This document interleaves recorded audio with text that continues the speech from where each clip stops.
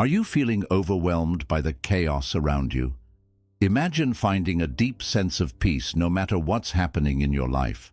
For over 2,500 years, Buddhist monks have unlocked powerful secrets to inner calm, even in the most turbulent times.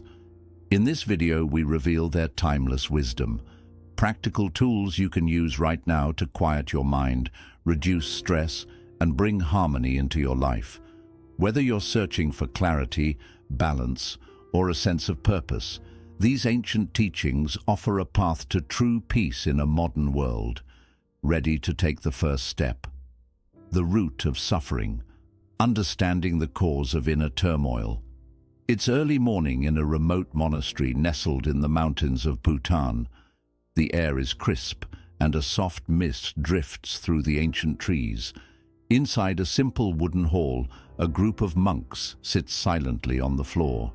One of them, an elderly master with deep-set eyes and a presence that feels like still water, speaks in a calm voice that cuts through the silence. Suffering, he says, begins not with what happens to us, but with how we react to it. Let's pause there for a moment. This single sentence holds a truth that has echoed through Buddhist teachings for thousands of years.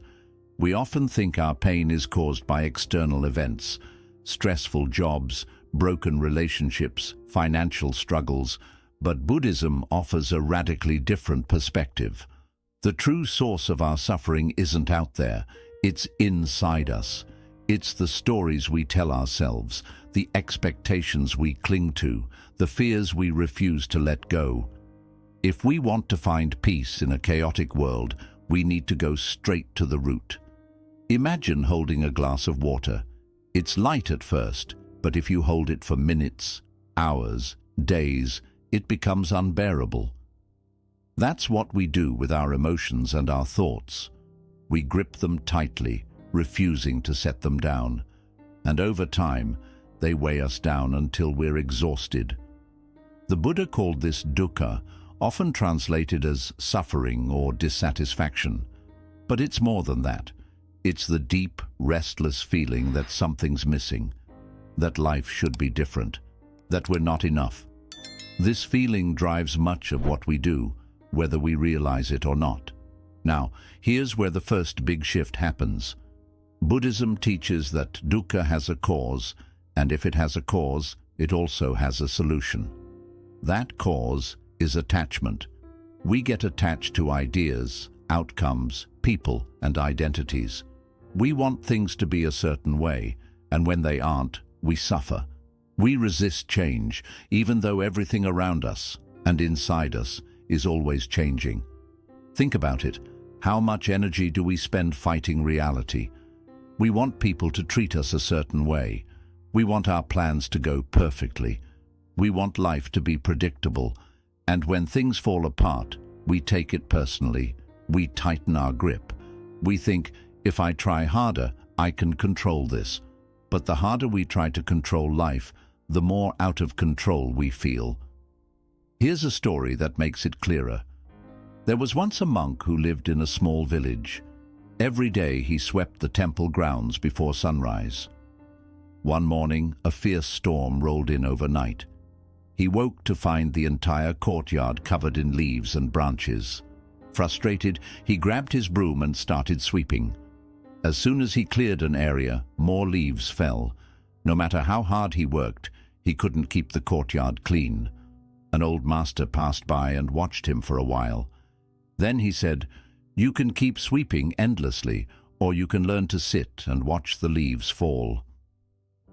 The monk realized that peace wasn't about controlling every leaf.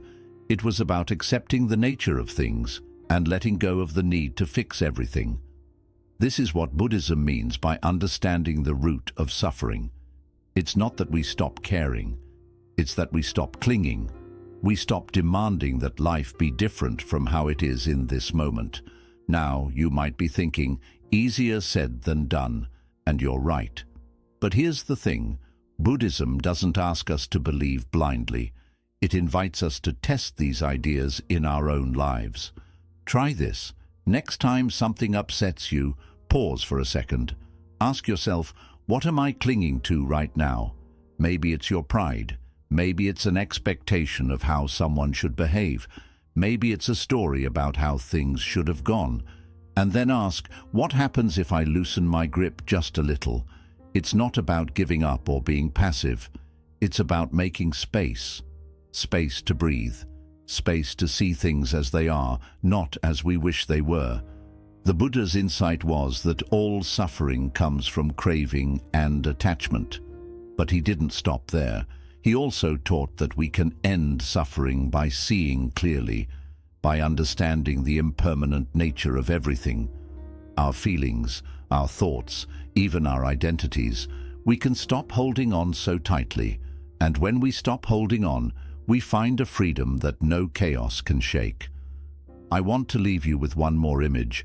Imagine a river flowing swiftly. You can jump in and try to swim against the current, struggling and tiring yourself out. Or you can float, letting the current carry you. The river is life.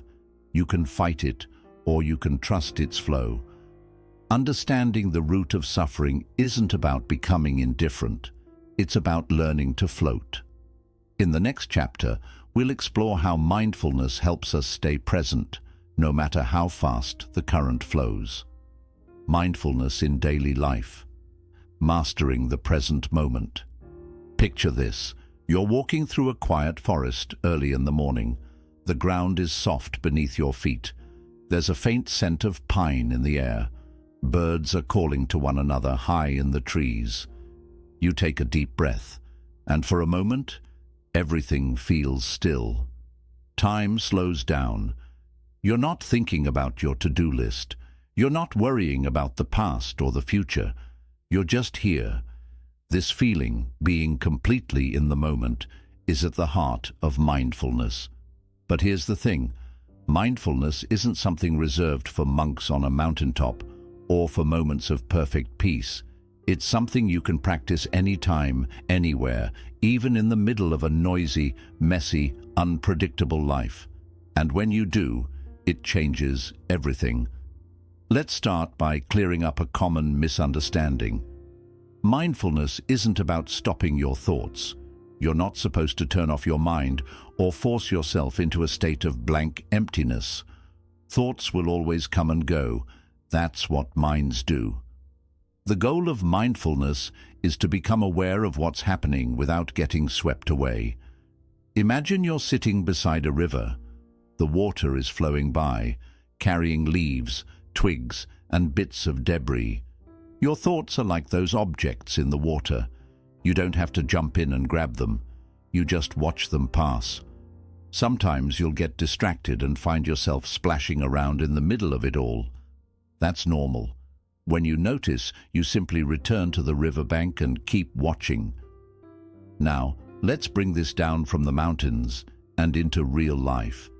How do you practice mindfulness in the middle of a chaotic world? How do you master the present moment when your phone won't stop buzzing, your inbox is overflowing, and your mind is running in 100 different directions? The first step is simple. Pay attention to what's happening right now. Not what might happen in an hour, not what happened yesterday, right now. Try this. The next time you're eating, put down your phone. Don't rush through the meal while watching a video or scrolling social media. Just eat. Notice the texture of the food, the taste, the temperature. Notice how you feel as you chew and swallow. Even something as ordinary as a sip of water can become extraordinary if you give it your full attention. Or try it when you're walking. Instead of thinking about where you're going or what you have to do next, focus on the sensation of your feet touching the ground. Feel the rhythm of your breath. Listen to the sounds around you without labeling them. Wind in the trees, a distant car, your own footsteps. At first, your mind will fight back. It'll pull you into planning and worrying, judging and remembering. You'll drift away, and that's okay. Mindfulness isn't about never getting distracted. It's about noticing when you do and gently bringing yourself back. One of the most powerful teachings from Buddhism is that life only happens in the present moment. The past is a memory. The future is a possibility. The only place you can truly live is now. And yet, most of us spend our days anywhere but here. We replay old conversations. We rehearse future scenarios. We escape into distraction because the present moment often feels too uncomfortable or too ordinary. But here's a secret. The present moment is the only place peace exists. Right now is where life happens. Right now is where you can breathe, where you can choose, where you can let go. There's a story about a Zen master and a student. One day the student asked, "Master, how do you practice mindfulness?" The master smiled and said, "When I walk, I walk. When I eat, I eat. When I sleep, I sleep." The student, a little confused, replied, "But master, don't we all do that?" The master shook his head.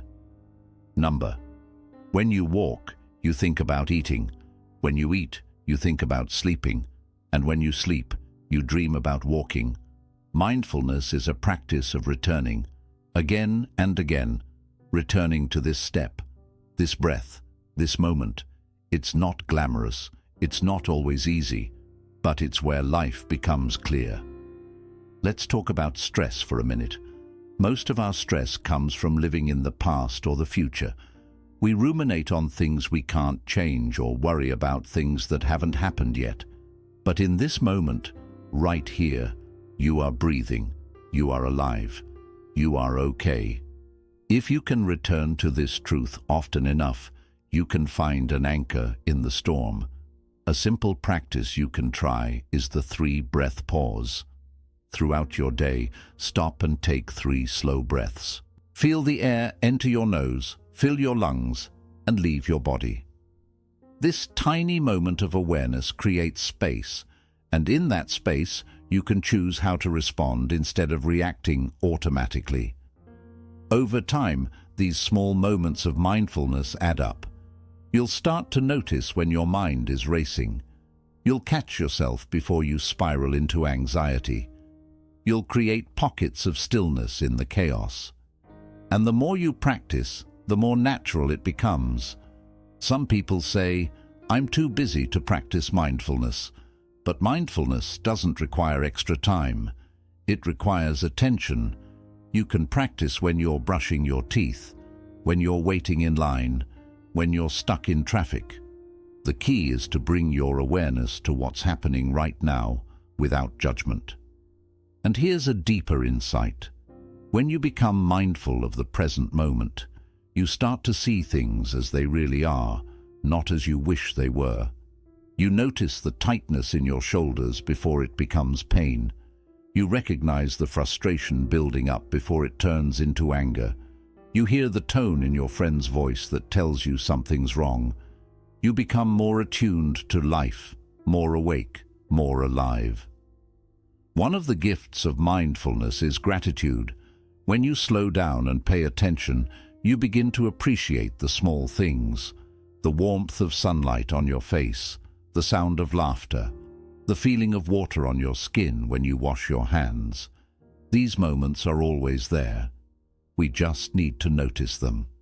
In the chaos of the modern world, mindfulness is like an anchor. It keeps you steady when the waves get rough. It helps you find clarity when everything feels confusing. And it gives you back the one thing no one else can give you: your life, fully lived. In the next chapter, we'll explore how compassion deepens this practice and helps us transform our relationships, not just with others, but with ourselves. The power of compassion. Transforming relationships and emotions. Compassion is one of the most powerful forces in Buddhism, and it has the ability to completely transform how we relate to others and ourselves. But real compassion isn't about pity or feeling sorry for someone. It's about recognizing shared humanity, the understanding that everyone in some way is carrying pain, just like you. It's about seeing beyond someone's behavior and realizing there's always a deeper story. Someone who's impatient might be carrying stress you can't see. Someone who's distant may be protecting themselves from past wounds. Compassion allows us to look past the surface and respond with kindness instead of judgment. And here's where it gets deeper. Compassion doesn't begin with others. It starts with yourself. This can be the hardest place to direct compassion because most of us are far more critical of ourselves than we are of anyone else. Buddhism teaches that self-compassion is the foundation for offering compassion to others. If you're constantly hard on yourself, it's difficult to extend genuine kindness outward. That's why practices like loving-kindness meditation often start with you. You repeat simple phrases, "May I be happy," "May I be safe," "May I be at peace." At first, it might feel strange, but over time, something shifts. You soften toward yourself. You become less harsh and more accepting of your imperfections. And that opens the door to understanding others more deeply. When we approach people with compassion, it changes how we interact. Instead of reacting to someone's anger with anger, we pause. We ask, what's really going on here? Maybe they're overwhelmed. Maybe they're afraid. This doesn't excuse harmful behavior, but it helps us respond with wisdom instead of impulse. There's a famous Buddhist story where a man insults the Buddha, trying to provoke him. But the Buddha stays calm and simply asks, "If someone offers you a gift and you do not accept it, to whom does the gift belong?" The man answers, "To the one who offered it." The Buddha smiles and says, "Then I do not accept your anger." This simple teaching reminds us that we don't have to take on other people's pain. We can hold space for it without being consumed by it. Compassion also requires boundaries. It's not about saying yes to everything or allowing yourself to be mistreated. Sometimes the most compassionate response is to walk away, to say no, or to let someone face the consequences of their actions. True compassion comes from a place of strength, not weakness. It's clear, wise, and grounded. And when we practice compassion this way, we build deeper, more honest relationships, ones where kindness and respect go hand in hand. In everyday life, you can practice compassion in small but meaningful ways. Listen to someone without interrupting. Offer a kind word when it's least expected. Give yourself grace when you make a mistake. And when you find yourself frustrated with someone, pause and ask, what pain might they be carrying? That question alone can shift your entire perspective. In the next chapter, we'll explore detachment, not as cold indifference, but as a way to free yourself from the need to control, allowing you to love and live more openly. Detachment without indifference. Finding freedom from control. Let's take a moment to be honest. Life is unpredictable. People change. Plans fall apart. Things don't always go the way we want them to. And yet we spend so much of our time trying to hold everything together, controlling every outcome, clinging to what we think should happen. It's exhausting. Buddhist detachment offers us another way. It's not about walking away from life or shutting down your emotions. It's about finding freedom from the constant need to control. It's the practice of holding life gently, not tightly. Here's a common misunderstanding. Many people think detachment means not caring. That couldn't be further from the truth. Detachment isn't indifference. It's a kind of love that doesn't come with strings attached. It's a deep engagement with life, without the fear of losing what you love or needing things to be a certain way in order to be happy. Take relationships, for example. We often believe that love means holding on tightly. We try to control how others treat us, how they feel about us, even who they are. And when they change or pull away, we suffer. But detachment teaches something different. It says, love them fully, but let them be free. You're not here to possess anyone or anything. You're here to experience them, appreciate them, and let them go when the time comes. Imagine holding water in your hands. If you squeeze too hard, it slips through your fingers. But if you hold it gently, it stays. Life works the same way. One of the core ideas in Buddhism is impermanence. Everything changes. People come and go. Success fades. Pain heals. Knowing this, detachment invites us to stop resisting change and to trust the flow of life. You don't have to like everything that happens, but you can accept it. You can stop fighting reality and find peace in the middle of it. Here's a short story that captures this beautifully. A monk once said to his students, "You see this glass? I love this glass. It holds water beautifully. It glows in the sunlight. But one day, the wind may blow it over, or it might fall off the table and break. So I hold this glass knowing it's already broken. And because I know this, I can enjoy it fully now." That's detachment. It doesn't mean you expect things to fall apart. It means you recognize everything is temporary, and that's what makes it precious. You love without fear. You live without needing guarantees. Now, how do we practice this in daily life? Start by noticing where you cling. Maybe it's your plans. You want things to go a certain way, and when they don't, you feel frustrated. Or maybe it's your identity, how you want people to see you, how you define yourself. Or maybe it's outcomes, expecting people to act a certain way, hoping for a specific result. When you notice yourself clinging, pause, breathe. Ask yourself, what happens if I loosen my grip just a little? Detachment also means letting go of the stories we tell ourselves, stories about who we are, what we deserve, and how things should be. When we release those stories, we create space for something new. We open ourselves to possibilities we couldn't see before. And here's something important. Detachment doesn't mean you stop caring about your life, your work, or your loved ones. You still show up. You still give your best. But you release the need for things to be perfect. You stop tying your peace to outcomes you can't control. There's a deep freedom in that. A freedom that allows you to live fully in the moment, to appreciate things as they are without needing to hold on tight. In the next chapter, we'll explore meditation practices that help strengthen this sense of inner freedom, bringing you clarity and calm no matter what's happening around you. Meditation techniques for inner stillness and clarity. Close your eyes for a moment. Take a slow breath in and out. Feel the air moving through you. For just a second, everything else fades. That quiet space. That's where meditation begins. Now, a lot of people think meditation is complicated, that you need to sit in a perfect lotus position for hours or empty your mind completely. But it's much simpler and far more powerful than that. Meditation is about finding stillness in the middle of life's noise. It's about training your mind to return home, to the present, again and again. Buddhist monks have practiced meditation for over 2,000 years, not to escape life, but to fully experience it. And today, you can use these same techniques to find calm, clarity, and balance, no matter what's happening around you.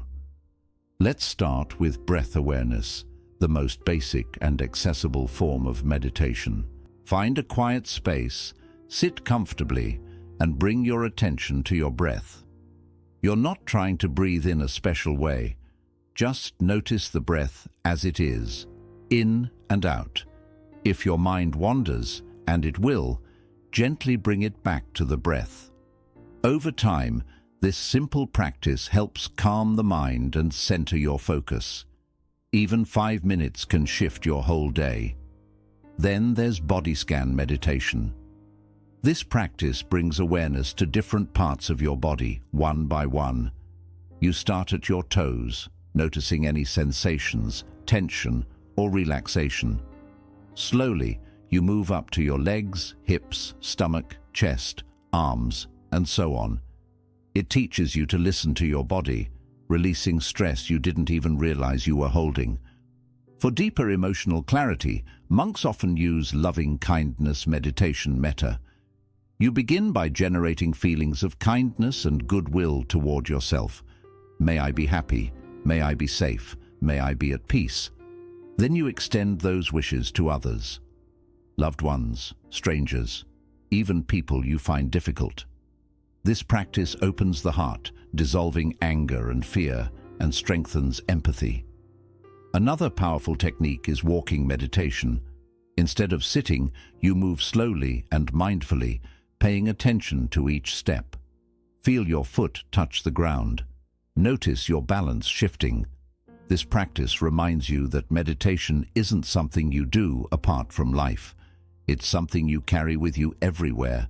And if your mind is especially restless, try mantra meditation. Choose a simple word or phrase like peace or I am here. Repeat it silently with each breath. The repetition helps anchor your focus and quiet mental chatter. The goal isn't perfection. Your thoughts will wander. You'll feel restless. That's normal. Meditation isn't about stopping your thoughts. It's about learning not to be controlled by them. You simply watch them come and go without running after them. With regular practice, meditation creates space within you. A space to pause before reacting. A space to see things more clearly. A space to choose calm instead of panic. And slowly, that space becomes your safe place. An inner peace you can return to, even during chaos.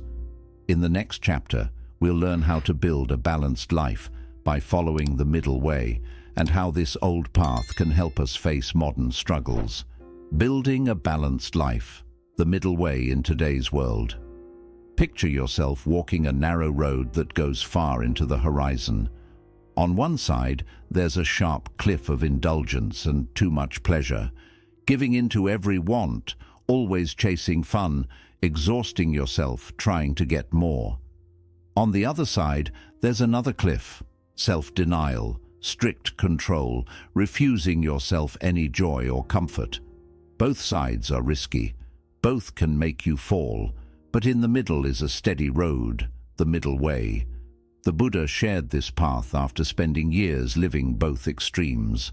As a young prince, he had it all: riches, comfort, and luxury. Still, he felt something was missing.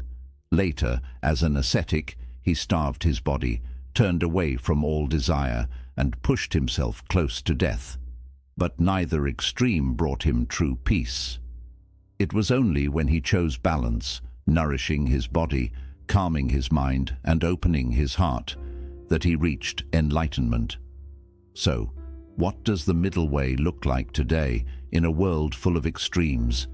It's about choosing balance in everyday life, not avoiding discomfort, but not getting lost in it either. Not holding tightly to pleasure, but not pushing it away. It's about seeing that real peace doesn't come from extremes, but from walking a steady and mindful path. Let's make that real. Balance in work means doing your best without burning yourself out. It's about knowing when to keep going and when to take a break. Balance in relationships means loving deeply without losing who you are. It's about giving and receiving, listening and talking, being present without trying to control. Balance in self-care means caring for your body and mind without becoming too focused on it. You meditate not to run away from life, but to show up for it more fully. You eat healthy food, not to punish yourself, but to take care of your energy and health. The middle way also means acceptance, accepting that life brings both happiness and pain, wins and losses, ups and downs.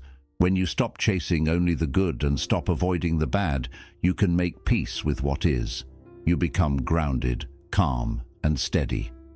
There's a story about a monk who always carried an empty bowl with him. If people gave him food, he ate. If they didn't, he went without.